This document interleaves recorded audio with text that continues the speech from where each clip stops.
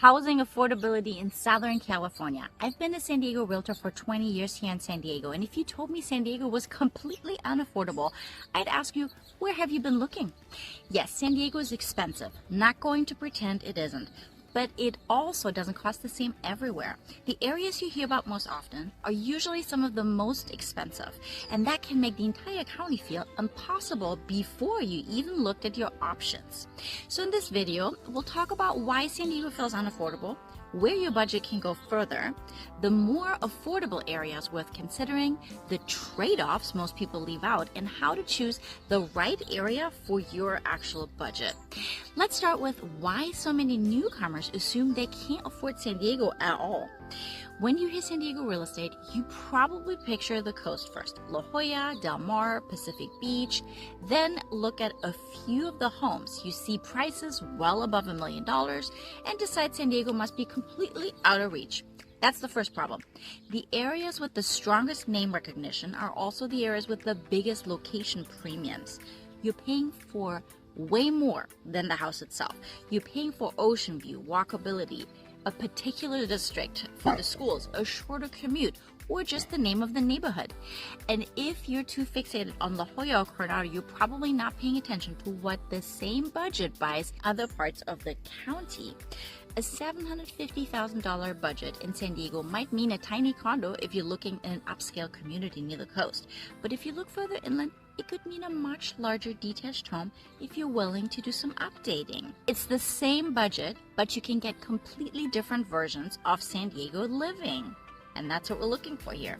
The median sale price for San Diego right now is around $950,000, but that number ignores the very large and varied market that includes everything from small apartments to luxury homes in areas from La Jolla to La Mesa. So you really don't need a multi-million-dollar budget to live here. The question to ask yourself is, which version of San Diego fits your budget? Because once you focus on the rest of the county, the search starts to look very different. Everyone wants a good deal. So let me tell you how to make your budget go further. Before I take you through the specific neighborhoods, let me start with some rules of thumb. The best way to stretch your budget is to change at least one of these three things: the location, the property type, or the condition of the home. Location is probably the biggest one. Moving inland, further south, or further north can open up options that don't exist in the best-known coastal neighborhoods. Now, you might be tempted to ignore this option, but that's probably because you're picturing something in the middle of nowhere. But I'm not talking about living an hour from civilization either.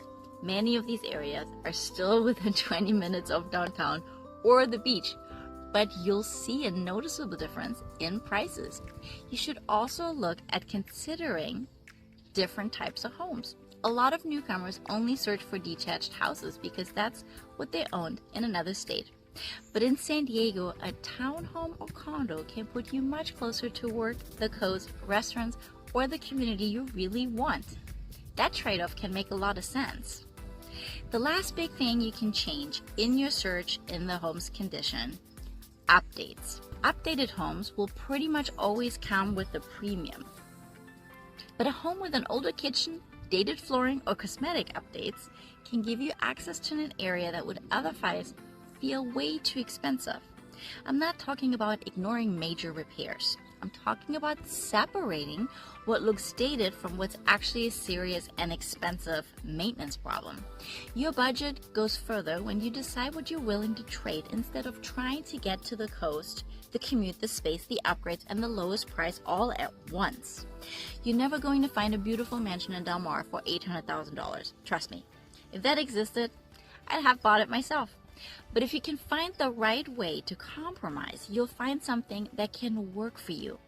Now that we've talked about where your budget can go further, you're probably thinking, okay, Melina, but which areas are actually the most affordable? So let's get very specific here. Starting in East County, El Cajon is one of the lower priced citywide markets with a recent median of about $750,000. Sounds different, right? Now, keep in mind what I mean by median. By definition, not every home here is going to be that price. Half will be above $750,000 and half will be below. Whatever your budget, you'll get a lot more space for your money in El Cajon than you would on the coast. And there are even more opportunities if you're open to older homes, condos, or properties that need some updating. Santee is another area. Relocating buyers often consider this. The recent median price has been around $780,000. Buyers are often drawn to its suburban feel and its access to parks and hiking trails. La Mesa is one of the communities that people love because of its central area. $880,000 is the median price here. So these are some alternatives to neighborhoods that cost less than some areas that are closer to the coast. In South San Diego and Chula Vista, the median is around $800,000. The important thing here is that in Chula Vista, there's a lot of variation. Older Western neighborhoods on the west side and newer communities on the east side that all have different homes and price points. Heading into North County, Escondido has also been around $800,000. It can offer more detached home options, larger lots, and depending on what area you're looking for, good school districts. Vista and Oceanside are around $800,000 at all. They aren't cheap, but if you're looking for something that's still close to the coast, Oceanside may offer a path in North County that's a lot less than Del Mar. So, the coast can also be more affordable. So the takeaway here is that affordability does exist in San Diego if you look in the right pocket. And again, if the median price in an area is $750,000, you'll be able to find homes for much cheaper than that too, if you're willing to take one of those trade-offs. What you're looking for in the area is where is your home budget, preferred home type, and daily routine. Where do they all line up? By the way, if this is helping you see San Diego market a little differently, please go ahead and subscribe. I share San Diego relocation, neighborhood updates, and real estate information designed to help you make the best decisions. Now, before you fall in love with the low-priced area on the list, we need to talk about the trade-offs that most people don't talk about. This is the part that gets left out of most affordable neighborhood lists. The lowest purchase price doesn't always create the lowest monthly cost. Let's start with HOA. A condo or townhome may have a lower price than a detached home, but the monthly HOA fee can change what you qualify for and what the home in the end really costs for you on a monthly basis. You also need to cover what that looks like. Sometimes it includes valuable services and major exterior maintenance. Other times it might not include much at all. Then there are newer communities. They can offer new construction, parks, pools, and plant amenities. But some also come with high HOA or Melrose assessments. A newer home may need fewer repairs, but its monthly cost could be still higher than you would expect. Commute is another hidden cost. A home may save you money on the purchase price and then cost you time and gas and frustration every week. That doesn't make the area a bad choice. It just means you should test drive the actual drive you're making to work to see if it will make sense for you. Our climate can surprise people too. Instead of just one climate, San Diego actually has several microclimates, and inland communities can sometimes be drastically hotter than coastal areas. That can affect how you use the home and what you spend on air conditioning, for example.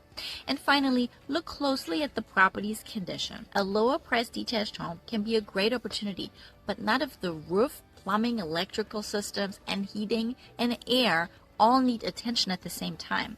Getting a home inspection is important for any buyer, and especially with an older home.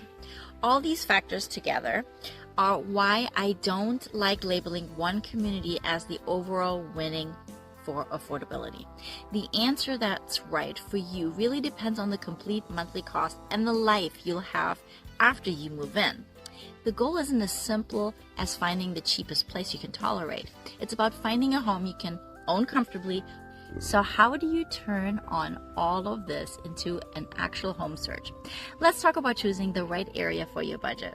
So start by figuring out a realistic monthly payment rather than being fixated on the purchase price. Talk with a lender and include the mortgage, property taxes, homeowners insurance, and HOA fees and any special assessments. Then choose your top 3 priorities for your home search. For example, maybe you want a shorter commute, a detached home, and outdoor space. Or maybe you want a newer property, great amenities nearby, and low maintenance. Keep it to 3 because the more requirements you add, the narrower and less realistic your home search in the end will become. Next, build your search starting with a realistic budget range. Under roughly $600,000, you'll generally be looking more heavily at condos and townhomes, smaller properties, or specific inland pockets. Around $600,000 to $850,000, a lot more options begin to appear, especially in the areas I mentioned earlier. From $850,000 to $1 million, your search can widen into additional parts of North County, South County, East County, and some central communities. But keep in mind, these ranges are just starting points, not promises. Even within a single community, prices can vary dramatically based on condition, streets, blocks, and so forth. After that, compare just 2 or 3 areas side by side. Look at what you can actually buy, the monthly cost, the commute, and what your normal week would actually feel like. Because again, the best affordable area is the place where you can own the right kind of home without your commute, monthly expenses, or daily routine making you miserable. That's the decision you're really making when you relocate to San Diego. So finally, let me bring this all together for you. San Diego feels unaffordable because the most famous and expensive communities tend to dominate the conversation. But your budget goes way further when you're willing to adjust the location, property type, or condition of the home. Areas like El Cajon, Santee, Chula Vista, Escondido, Vista, and Oceanside can give you options you weren't seeing in the coastal neighborhoods. But you still need to account for HOA fees, special assessment, commute times, climate, and the condition of the property you're buying. Then choose the area based on your real monthly budget and the 3 things that matter most to you. Because the real question is which part of San Diego gives you the best version of the life you want without breaking your budget. Please subscribe for more San Diego relocation and real estate videos. My name is Melina Rizon, and if you're considering relocating to San Diego and want more personalized help here, reach out for a consultation. We can look at your budget, commute, priorities, and the type of home you want, then narrow the search to the most affordable areas that make the most sense for you. Thanks for watching, and I'll see you in the next video.